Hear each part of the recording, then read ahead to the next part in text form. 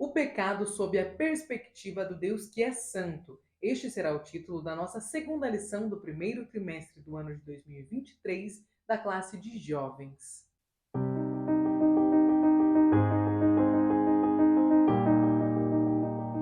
A paz do Senhor, querido aluno e professor da Escola Bíblica Dominical. Eu sou a irmã Damaris, sou professora da IBD, da congregação em que sirvo ao Senhor aqui na Assembleia de Deus em Curitiba. E hoje eu estou aqui para que nós possamos meditar juntos nesta lição em que trataremos do pecado na perspectiva humana e também na perspectiva divina. Antes de entrarmos na nossa aula, eu gostaria de convidar a você a, por favor, deixar o seu like neste vídeo. Caso você não seja inscrito, inscreva-se, por favor. E se você quiser, fique à vontade para deixar o seu comentário, alguma dúvida, sugestão ou apenas para me dizer se você é aluno ou professor da classe de jovens. Será uma alegria poder responder o seu comentário.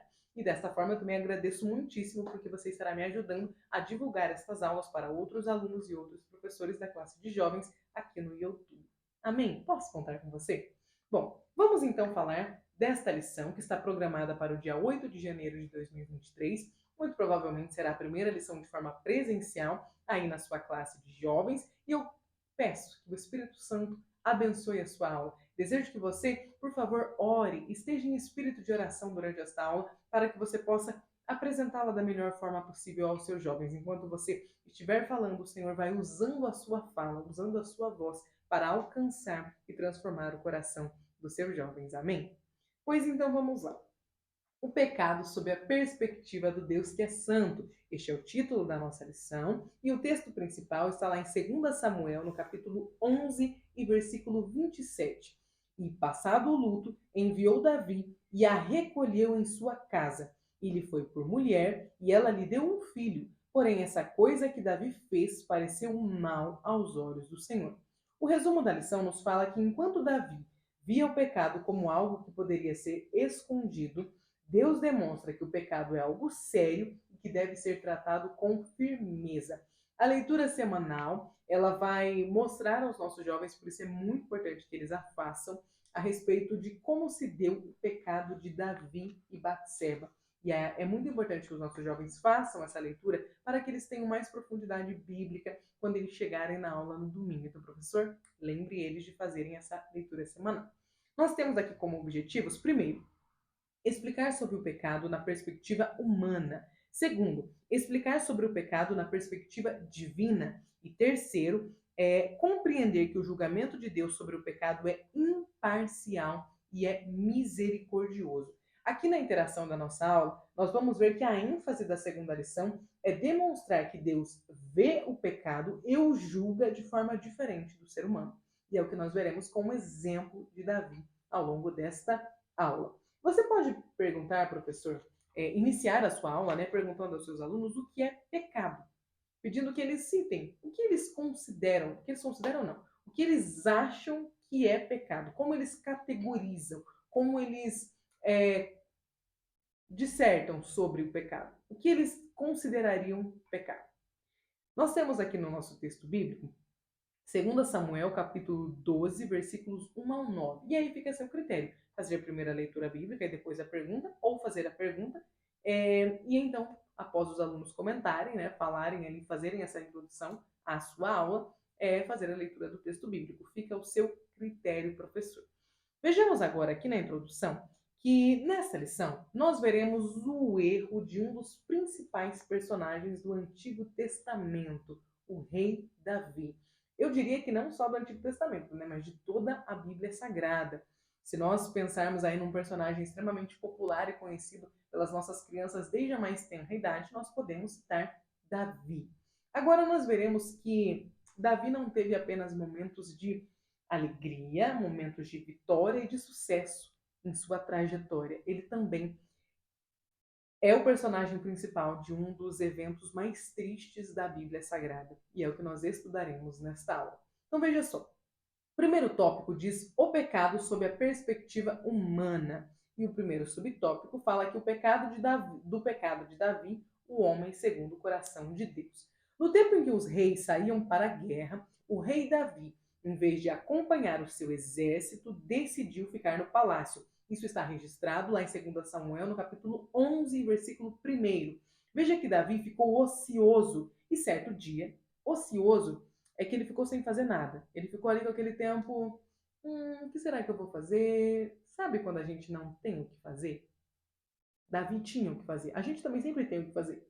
Mas sabe aquele momento que você fica lá, deixando as suas atividades para depois, se enrolando, querendo não fazer nada? Era neste momento que Davi estava, quando ele avistou uma mulher banhando-se.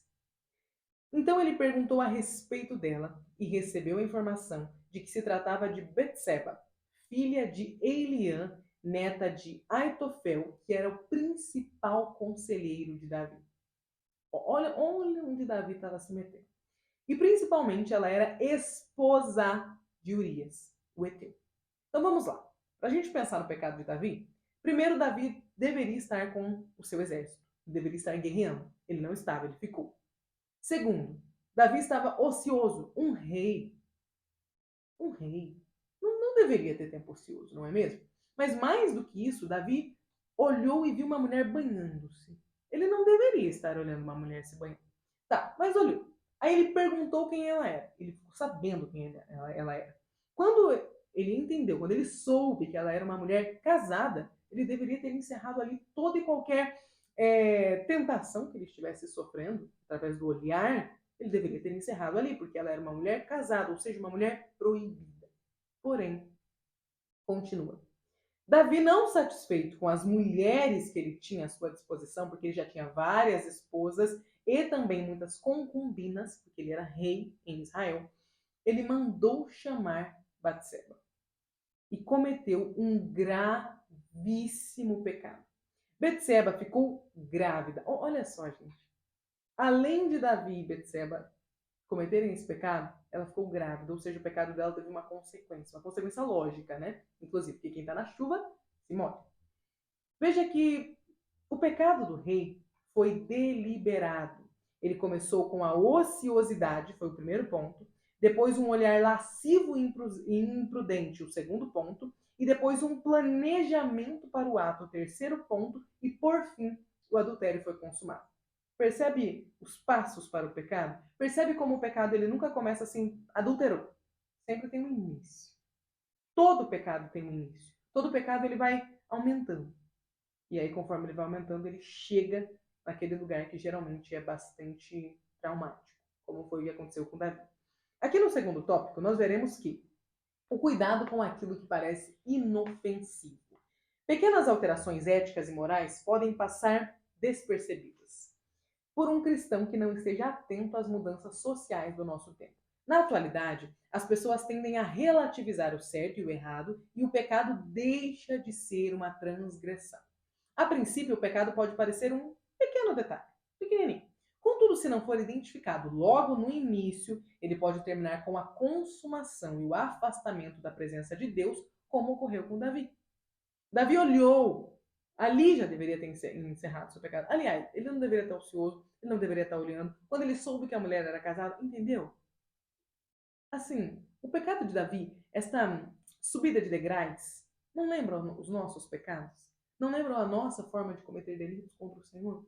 A gente não começa também estando sem fazer nada, estando no lugar errado? Hoje que nós temos o celular na mão, quantas pessoas não são vítimas, não são presas fáceis de filmes indevidos, de vídeos indevidos, de comentários de pessoas, de conversas com pessoas que não deveriam, por conta da facilidade do pecado ali na mão? Olha o cuidado que nós devemos ter com o pecado, porque ele começa pequenininho, parece que é só uma coisinha, parece que é só uma pedrinha, e aquilo vai crescendo, e termina-se com o nosso afastamento do nosso Senhor, que é o nosso Deus, é o nosso Pai, é o nosso não só Criador, como também Salvador e Senhor. Uma tristeza. Continuando. Aqui no tópico 3, no subtópico 3, né, nós veremos os planos de Davi para encobrir o seu pecado. Olha só.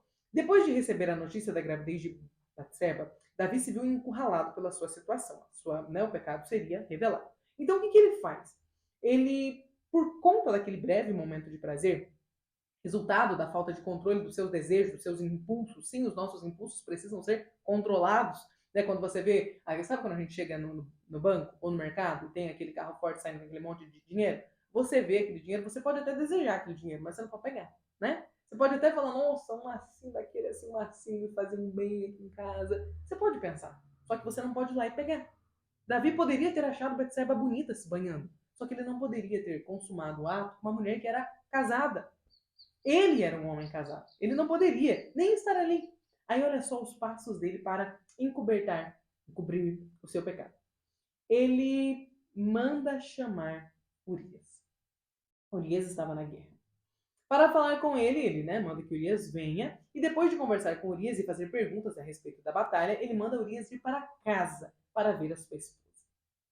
Então, Urias deveria ir para casa, não vai para a sua casa. E ele dorme junto à porta da casa do rei, porque Urias era um homem de um caráter tão, mas tão correto, que ele não aceitava ir para a sua casa e deitar-se com a sua esposa, enquanto seus irmãos, seus companheiros de guerra estavam lá guerreando. Ele queria estar na guerra junto com seus amigos, com seus irmãos, de pátria ali, de sangue. Eles eram judeus, todos eles. Eles queriam guerrear. Ele queria estar na guerra. Não era para ele ter sido chamado. Beleza, o rei me chamou, perguntou como está a guerra, falei, agora eu vou voltar. E o rei fala, não, vai com a sua esposa. E ele fala, não quero. E a Bíblia relata que Urias dormiu junto à porta da casa do rei, ou seja, ele ficou relento. Ele não entrou para ficar com sua esposa. E as pessoas viram que Urias não foi para casa. Davi vai além. Davi convida Urias para comer e ele embriaga Urias. Porém, Urias não desce à sua casa. Urias não arredou o pé. Mesmo bêbado, Urias não cedeu. Urias não foi para casa. Quando Davi percebeu que Urias não faria o que ele queria, ele começa a arquitetar um outro plano. E então, ele esquematiza a morte de Urias na guerra. Olha aqui. Davi não começou. Jamais. Ele não começou, não acordou um dia e falou, vamos aqui pensar a morte de Urias. Não. Uma sucessão de pecados. Uma sucessão de abismos foi levando ele a este abismo de esquematizar, de orquestrar a morte de um homem inocente. Então, findado o luto pela morte do... Opa, desculpa aqui.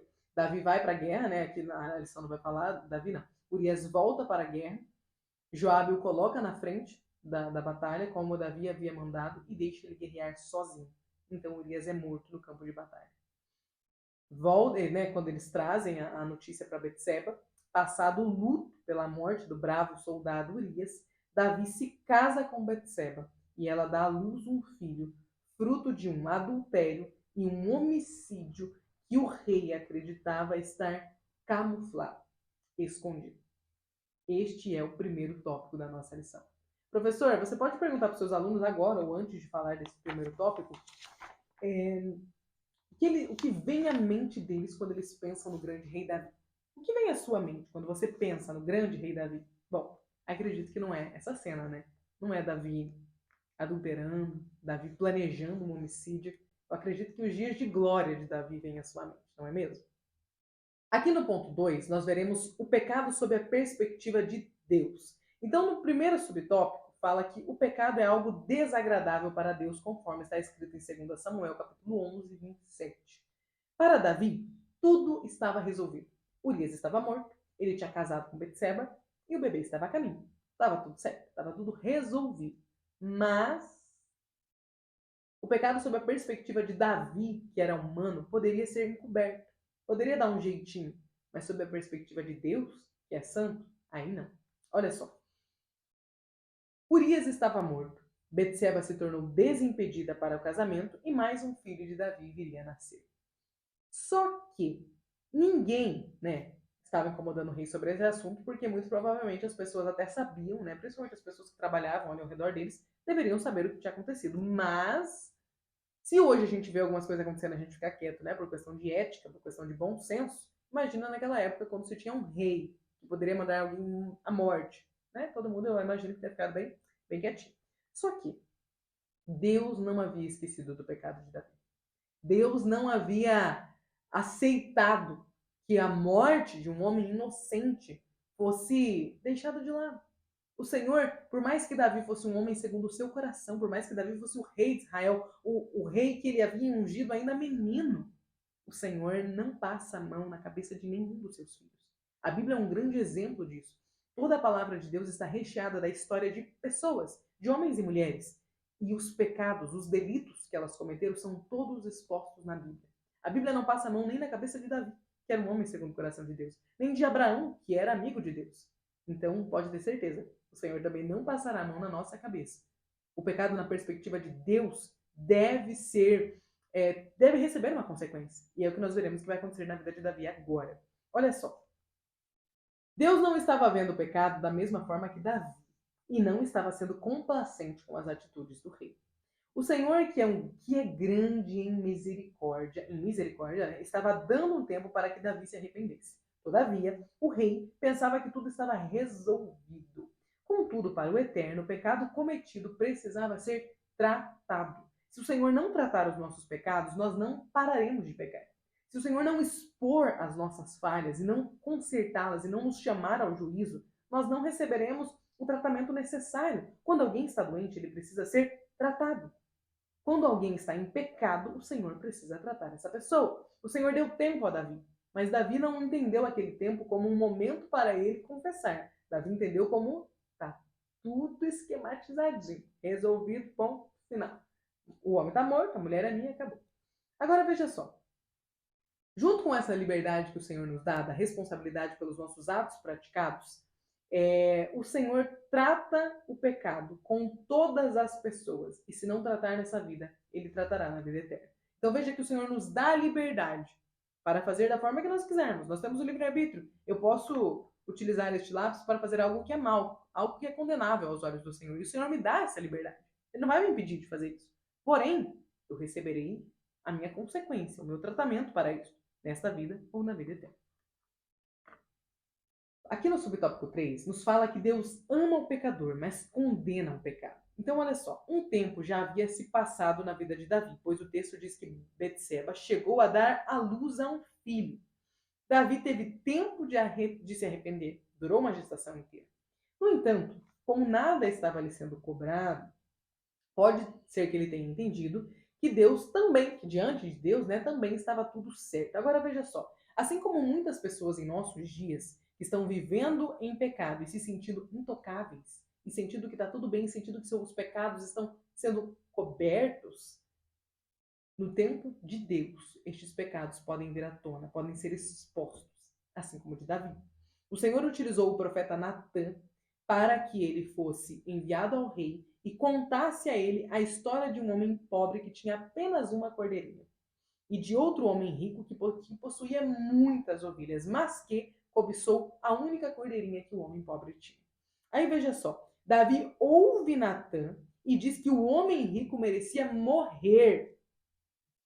Então Natã diz ao rei, olha que passagem de um homem extremamente corajoso, porque Davi achava que até diante de Deus ele tinha se livrado daquele pecado. Aí o profeta Natã, usado por Deus, dotado de uma coragem divina, diz assim, Davi, este homem que você quer matar, porque pegou a única cordeirinha do homem pobre, né, este homem rico com muitas ovelhas, é você. Tu és este homem, ó Davi. Pensa na coragem do profeta Natã para dizer essas palavras ao rei Davi. Então Davi, neste momento, é desmascarado pelo Senhor. Ele achava que o pecado dele estava resolvido, estava encoberto, porém não estava. Os nossos pecados jamais estarão encobertos diante de Deus, porque nós podemos olhar para o pecado apenas como um pecado. Nós nominamos o pecado como pecadinho, pecadão. A gente acha que a mentira é um pecado pequenininho, que o adultério é um pecadão, mas diante de Deus isso não acontece. Diante de Deus, pecado é pecado. Todo pecado diante de Deus precisa ser tratado. Deus é santo. Ele abomina o pecado, ele não convive com o pecado, ele não suporta o pecado. Então, nossos pecados serão tratados, serão expostos. Se nós não confessarmos os nossos pecados, o Senhor só terá uma saída para lidar conosco, para tratar o nosso pecado. Ou de livre e espontânea vontade nós confessamos o que nós fazemos, o que Davi deveria ter feito, ou então nós seremos tratados pelo Senhor como ele foi tratado por meio de ser desmascarado. Eu tenho certeza que doeu muito mais, que é o que nós veremos a seguir. Olha só, aqui no ponto 3 vai nos falar sobre o julgamento do pecado sob a perspectiva humana e a misericórdia divina. Então, o primeiro subtópico vai dizer sobre o julgamento de Davi, que está registrado lá em 2 Samuel, no capítulo 12, versículos 5 e 6. Quando o profeta apresenta a história do homem rico e do homem pobre, o rei reage instantaneamente. Olha o que a palavra de Deus registra. O furor de Davi se acendeu em grande maneira contra aquele homem.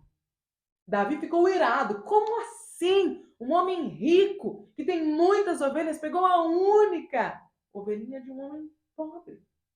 A Bíblia diz que se acendeu em Davi um grande furor. Olha só. Ele não precisou pensar muito para dar o seu veredito. Vive o Senhor, que digno de morte é o homem que fez isso. E pela cordeira tornará a dar o quadriplicado, porque fez tal coisa e porque não se compadeceu. Interessante, e eu gostei muito que a lição trouxe este ponto, como o ser humano tem a tendência de julgar com severidade quando o pecado está em outra pessoa. E a penalidade vai ficando bem mais leve quando o pecado é nosso. Você já parou para pensar como nós temos uma facilidade enorme em sentar e apontar e julgar o pecado do fulano, o pecado do Beltrano? Nós somos dotados deste sentimentozinho de, tá pecando. Só que um espelhinho na nossa frente revelaria o quê? Davi se enfureceu com a história dele. O homem rico, que ele disse que não se compadeceu, era ele. Será que às vezes nós não nos sentamos na posição de Davi? Não escondemos o nosso pecado e ainda julgamos pessoas que cometem o mesmo pecado que nós? Que o Senhor tenha misericórdia de nós. Professor, eu desejo que o Senhor Jesus te ajude a trazer este assunto à sua sala de aula. Porque nós precisamos entender que na sociedade que nós vivemos, que chama o certo de errado e o errado de certo, nós precisamos mais do que nunca entender que diante de Deus, o pecado continua sendo abominável. Os tempos podem mudar, a tecnologia pode avançar cada dia mais. Diante de Deus, pecado é pecado. Diante de Deus, pecado não se trata dizendo, ai, olha, Senhor, me perdoa. Ninguém precisa ficar sabendo, ninguém viu. Não é assim que funciona diante de Deus. Nós podemos ir à lua e voltar. Diante de Deus, pecado é pecado. Eu digo isso porque cada vez tem sido mais comum que os crentes dos nossos dias, eles mesmos lidem com os pecados deles. Bom, eu pequei, eu vou me ausentar aqui de 3 ceias e tá tudo certo. Depois eu volto, ninguém precisa ficar sabendo. Oi? A Bíblia não fala que é assim que se trata pecado. Não é você que vai lá diante de Deus e fala, Senhor, desculpa aí. Não é assim que se trata o pecado.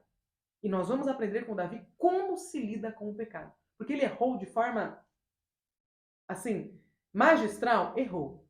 Só que a forma com que ele pede perdão também é magistral e nos dá uma aula imensa a respeito de como nós devemos lidar com as nossas transgressões. Então, olha só. Aqui no subtópico 2 do ponto 3, nós veremos a confissão de Davi. Deus lembra a Davi as dádivas que lhe dera e expõe a ingratidão do rei, que mesmo recebendo tudo de Deus, por falta de controle, por falta de administrar os seus impulsos, as suas emoções, por conta dos seus desejos carnais, adulterou e cometeu um assassinato. Você tem noção de que por conta de uma ociosidade, de que porque Davi não estava no lugar que ele deveria estar, de porque Davi estava lá sem fazer nada, o tempo de ociosidade de Davi resultou em um adultério e na morte de 2 inocentes, Urias e o bebezinho, que não tinha culpa de nada. Olha só, vamos continuar. Somente após Deus, por meio do profeta Natã, confrontar o pecado de Davi e expor as consequências que ele sofreria, é que o rei confessou o seu pecado. Mas não bastasse confessar o seu pecado, fez-se necessário o sincero arrependimento e a mudança de comportamento. Davi não via problema no pecado desde que fosse oculto, mas o Deus que é santo via de maneira diferente. Para uma vitória era preciso uma confissão com um verdadeiro arrependimento. E o tratamento de Davi reverbera até os nossos dias e nos ensina a forma de lidar com o pecado. Então, aqui no subtópico 3, nós veremos o arrependimento sincero de Davi e a misericórdia de Deus. O Salmo 51, você já leu o Salmo 51? Se você não leu, pausa esse vídeo, abre a sua Bíblia e leia o Salmo 51. É um dos meus salmos preferidos, porque realmente é um salmo assim que parece que a gente sente a angústia que Davi estava sentindo naquele momento. Parece que a dor que ele estava na alma passa para nós por meio das palavras com que ele escreve uma das orações mais lindas que a Bíblia tem. Então, continuando. O Salmo 51 foi escrito por Davi enquanto ele vivia esse momento, após o confronto do seu pecado pelo profeta Natan. Uma das consequências imediatas foi a enfermidade do seu filho com Betseba. Davi ficou por 7 dias jejuando e prostrado diante de Deus, intercedendo pela vida da criança, até que ela morreu. O Senhor levou aquele bebezinho. Essa experiência levou Davi a um verdadeiro arrependimento, que apresenta uma confissão bem diferente de 2 Samuel 12:13. Ao ler este salmo, é possível perceber como Davi derrama o seu coração diante de Deus. Confessa e afirma: o meu pecado está sempre diante de mim. Bem diferente da experiência anterior, né? Em que os pecados estavam encobertos, estavam lá embaixo do tapete. Reconhecendo, né, a importância da presença de Deus e do Espírito Santo, Davi diz o seguinte: não me lances fora da tua presença e não retires de mim o teu Espírito Santo. O Senhor é bom e ele teve misericórdia de Davi. Para concluir, nós devemos dizer aos nossos jovens que sim, nós fomos formados em pecado. Desde a queda, a nossa tendência é para pecar. A nossa carne quer em todos os momentos pecar.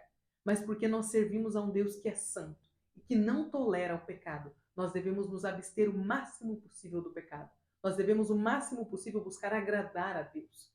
Porém, se nós pecarmos, o Senhor tem perdão para nós. A misericórdia do Pai nos alcança. Os pecados que nós cometemos ao longo da vida, não definirão quem nós somos. Davi não é definido pelo pecado que ele cometeu. Por uma das maiores transgressões que ele fez, ele tirou a vida de outro ser humano de forma propositada. Porém, a Bíblia lembra de Davi como um homem segundo o coração de Deus.